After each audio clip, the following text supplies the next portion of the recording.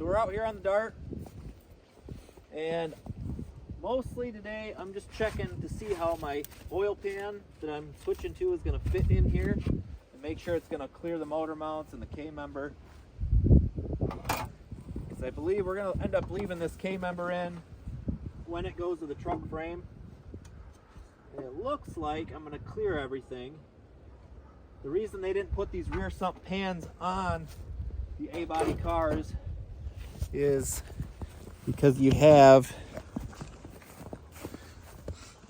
all your steering gear is underneath the snow here, but all your steering gear's in the way, and that's why they ended up doing the center sump, because you wouldn't be able to fit that there. I think the motor mounts hit right in front of that hump right there on the pan. Sorry, I don't have a good camera angle on that.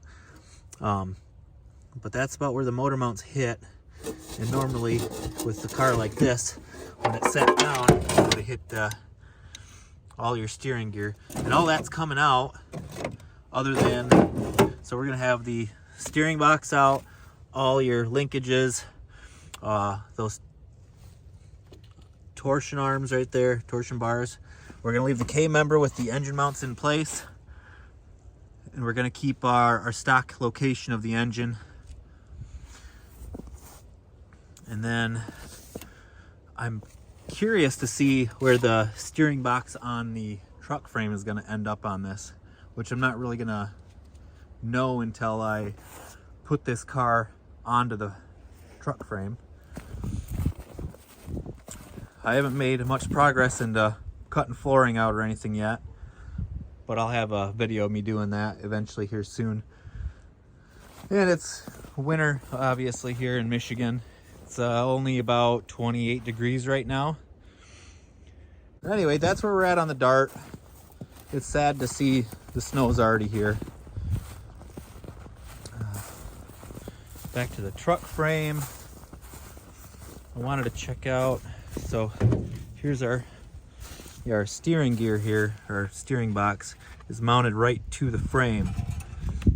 And I wanted to look at that, see.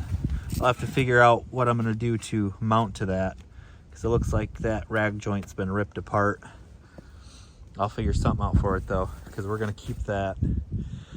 These engine mounts here are probably gonna be going away. Same with these ones here.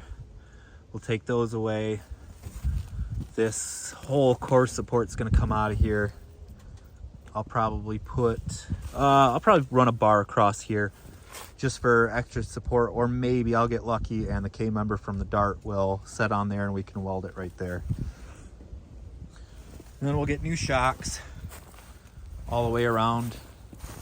I might be lucky enough. I don't know if I'm gonna keep this sway in the frame here.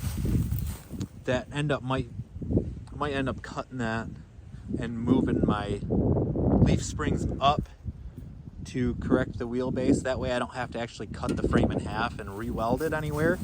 We'll be able to keep all that strength that it already has, and we'll just cut off the excess tail end here. Because I think last time I measured it, we're maybe about 18 to 20 inches too long where the wheel wells are gonna hit.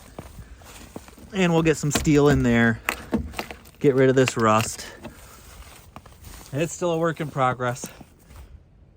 Hopefully I think we're gonna have some warmer weather next week. I'll get some time off from work and be able to come out here, get it up off the ground again, start cutting out the stuff we don't need. And then maybe I'll take the doors home and start working on the sheet metal for those. As far as the direction this is going, I've mentioned that we're gonna do a supercharged slant six for it. It's gonna be on a truck frame with a straight axle. It's gonna be a Street Freak gasser, as you've seen in the titles. And I got this inspiration, actually the inspiration for both the engine combo and the truck frame idea was from Uncle Tony's Garage. Some people love him, some people don't like him, but I love the fact that he takes stock stuff and stuff that's laying around and works with what he has, because that's true hot rodding to me. Not everybody has hundreds of thousands of dollars or even tens of thousands of dollars to buy all the top of the line parts. And you know, I mean, everybody can make horsepower if you got enough money, but when you can do it with stock parts, to me, that's true hot rodding. So I'm taking this idea that he actually did a Valiant, which was a 4-door Valiant on a truck frame, which I believe was one of the swept line frames as well. And I believe he was originally going to do a 4-wheel drive truck or a car, like a trail rig with it. And then he changed his mind to do a Street Freak gasser, and that really piqued my interest because I'm into the straight axle gassers. And he put a 383 with a tunnel ram in it. And I do have a 383, but that's going to go in the Barracuda eventually when I get to that project.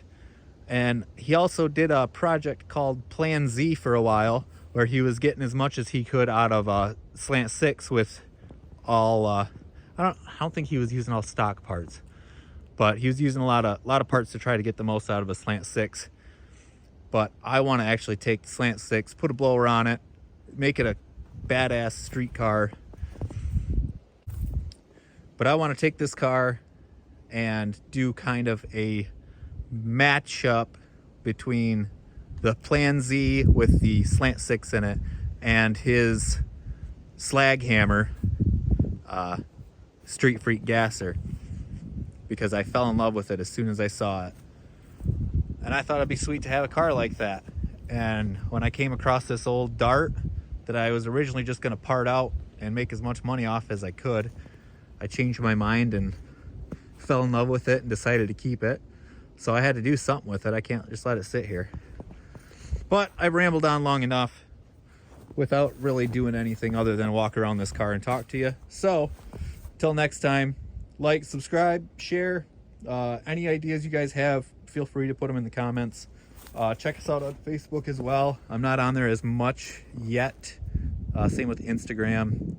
I'll probably start up the Instagram stuff soon. Not really doing anything on Twitter yet, or X, whatever you want to call it. But yeah, like, share, subscribe.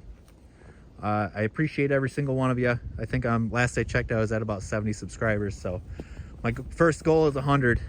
So if we can get it up to 100, that'd be awesome. Appreciate you guys. Thanks.